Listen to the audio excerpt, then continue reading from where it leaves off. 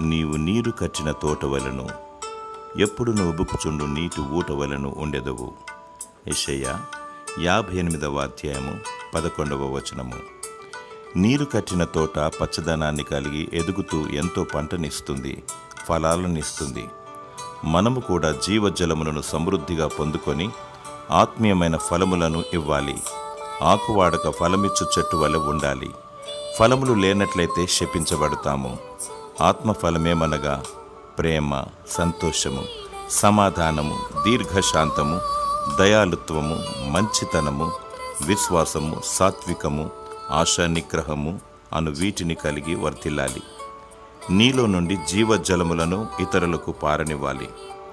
అనేకులు ఆత్మఫలములను ఇచ్చులాగున ప్రార్థించాలి.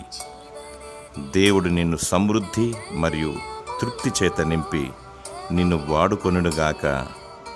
ఆమేన్.